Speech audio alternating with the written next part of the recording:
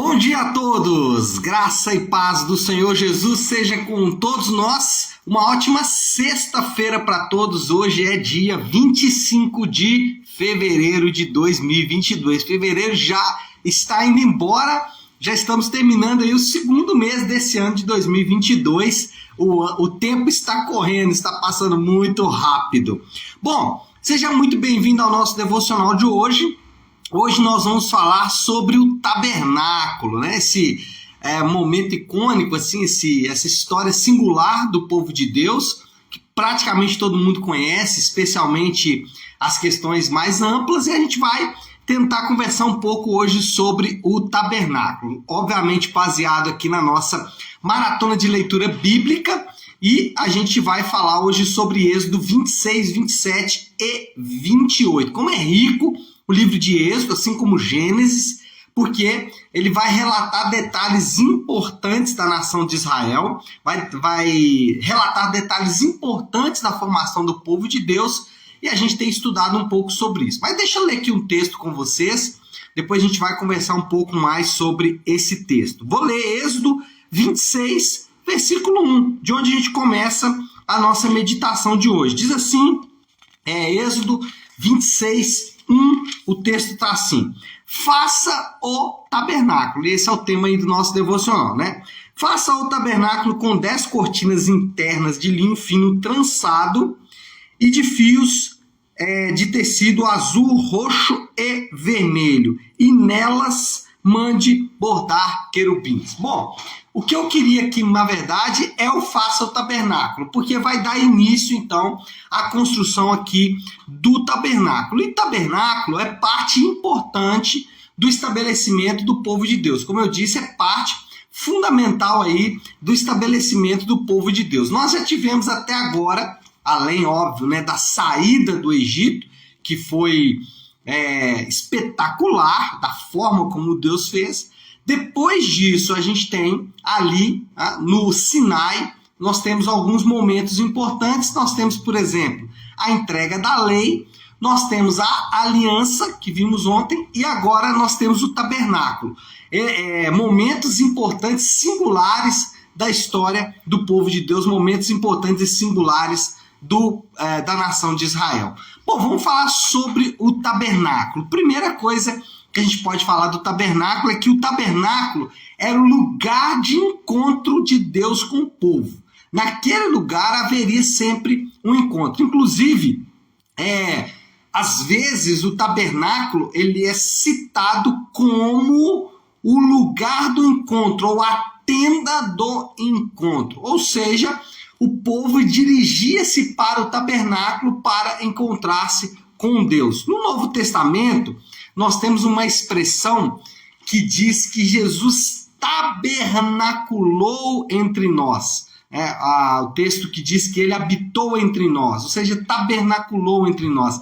Ou seja, nós encontramos com Deus agora em Jesus. Por quê? Porque Jesus é a exata expressão do ser de Deus. Se lá no Antigo Testamento precisava do tabernáculo, da tenda do encontro, ali era o lugar onde Deus encontrava o povo. No Novo Testamento, esse lugar de encontrar com Deus, de Deus se encontrar com o seu povo, é exatamente em Jesus. E aqui há uma mudança, então, desta forma.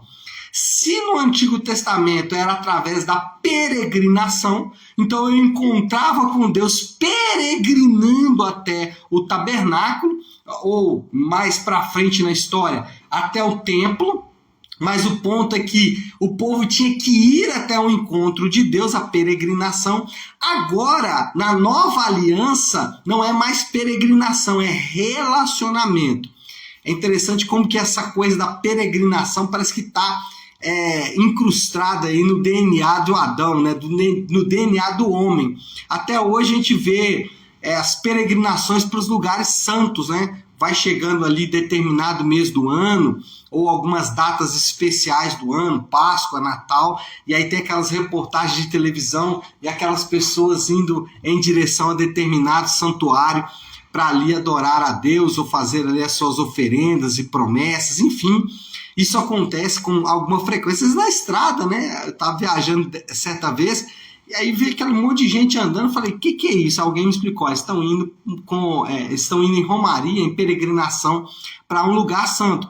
Às vezes isso também pode acontecer, né? Algumas pessoas vão para Israel, e não para conhecer como um lugar histórico, enfim, mas exatamente como uma espécie de peregrinação a um lugar santo.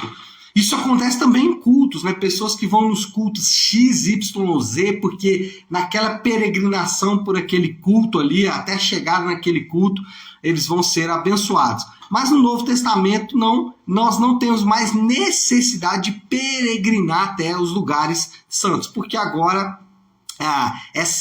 esse encontro com Deus se dá através do relacionamento. E nós nos relacionamos com Deus de que forma? De que maneira eu posso me relacionar com Deus? Bom, eu me relaciono com Deus primeiro através da oração, eu me relaciono com Deus através da meditação e estudo da palavra de Deus, e eu me relaciono com Deus através da igreja local, através dos irmãos. Essa forma de relacionar com Deus na nova aliança, não mais agora por peregrinação, mas por relacionamento, e esse relacionamento acontece especialmente ou essencialmente através da oração, da meditação na palavra e também da igreja local. Segundo, o lugar da habitação e revelação de Deus. Então, se o tabernáculo era o lugar do encontro, ele era também o lugar da habitação e também da revelação de Deus.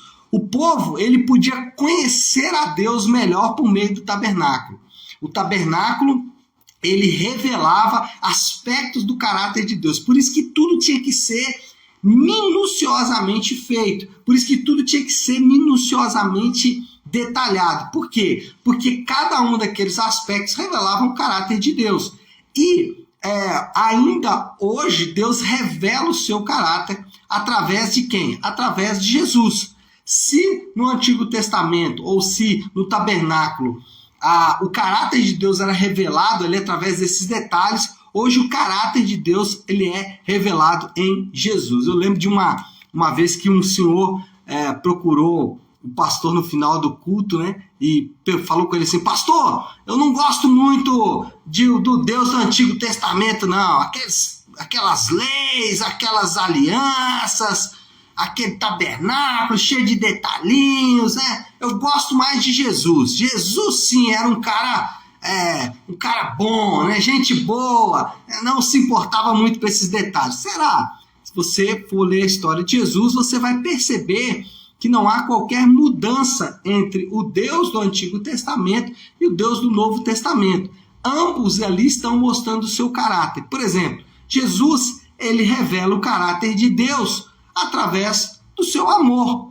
E aqui no tabernáculo, o que nós temos? O derramado amor de Deus para com o seu povo, exatamente mostrando que ele vai se encontrar com o seu povo. Por exemplo, Jesus, ele revela o caráter perdoador de Deus. Ele uma faceta do perdão de Deus é mostrado em Jesus. O tabernáculo era para quê? O lugar do sacrifício onde o povo recebia o quê? Perdão. Vamos no outro ponto aqui. Jesus revela o caráter santo de Deus. Como Deus ele é santo e como Deus se relaciona com o seu povo em santidade. Lá no tabernáculo, o que nós temos? Exatamente uma revelação da santidade de Deus através ali dos lugares. Olha, esse lugar você não pode entrar, porque ele é santo. E aí você vai ver vários aspectos do caráter de Deus revelados em Jesus, que são revelados também no tabernáculo, que são mostrados também no tabernáculo. Então o tabernáculo revela o caráter de Deus, e Jesus revela o mesmo caráter de Deus. Não muda absolutamente nada. O Deus que se revela através do tabernáculo é o mesmo Deus que se revela através de Jesus. Então não há diferença nenhuma. A revelação de Deus ela é informativa, ela informa, mas ela também forma. Ela informa que Deus é santo, mas ela forma. De que forma? Ela forma de que forma é bom, né? Ela informa e ela forma. De que maneira ela forma? Mostrando exatamente a diferença ou o espaço que tem que ter entre o santo e o profano. Bom, se em primeiro lugar o tabernáculo mostra que Deus, ele se encontrava com o povo ali. Em segundo lugar, que ali era o lugar da habitação e da revelação de Deus, mas também que o acesso era restrito. Somente os sacerdotes podiam cuidar do tabernáculo.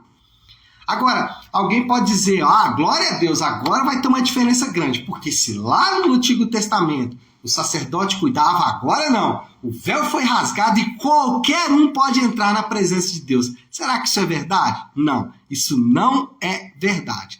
Em Jesus, nós não temos acesso simplesmente porque o véu foi rasgado. E o Deus que disse lá no Antigo Testamento que só o sacerdote podia, agora diz, não, mudei de ideia. Lá só o sacerdote podia, agora mudei de ideia. Não, não é nada disso. Ainda continua valendo. Só sacerdotes podem chegar diante de Deus. E esse é o ponto. Em Jesus, nós temos acesso porque o véu foi rasgado, mas também porque ele nos fez sacerdotes. Não é porque qualquer um pode entrar. Nós ainda somos, o acesso ainda é restrito. O acesso é restrito a apenas os sacerdotes. A diferença é que em Jesus nós somos feitos sacerdotes. Ele como sacerdote, sumo sacerdote, nós como sacerdotes, então nós também podemos entrar na presença exatamente porque nós somos, então, sacerdotes. Estar em Cristo, preste atenção nisso, é um ponto importante. Estar em Cristo é requisito para entrar no tabernáculo. Não é qualquer um que entra no tabernáculo, você precisa estar em Cristo. Eu me lembro que quando eu tive que ir aos Estados Unidos a trabalho, isso no ano de 2013, quando eu cheguei ali em Miami para poder entrar nos Estados Unidos, é sempre muito difícil entrar nos Estados Unidos, porque eles têm lá um controle rígido de imigrantes ilegais, e assim por diante. E aí, quando eu cheguei ali em Miami, tenso, porque eu teria que entrar, e aí, no balcão lá de entrada, o agente americano me disse, o que você veio fazer nos Estados Unidos? E aí eu peguei a carta da companhia que estava me convidando para entrar lá para trabalho e apresentei para ele. E aí ele leu a carta, bateu o carimbo no meu passaporte e eu entrei nos Estados Unidos. Ou seja, eu entrei nos Estados Unidos com as credenciais de uma outra pessoa, no caso de uma companhia. Eu não entrei pelas minhas credenciais. Não sei se eu não entraria ou não, mas de fato eu não entrei pelas minhas credenciais. Eu entrei pelas credenciais da companhia.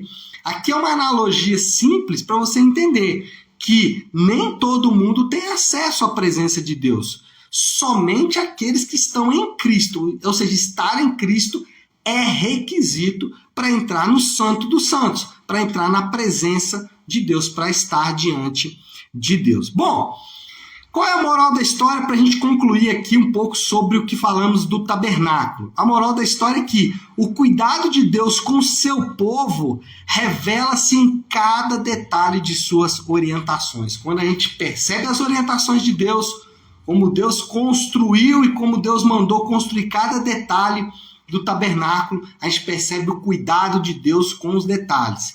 E aí esse cuidado é óbvio também, ou de fato chega até cada um de nós, porque Deus cuida do seu povo e nós percebemos isso nos detalhes das suas orientações. Bom, qual é o desafio então? Qual é a aplicação final?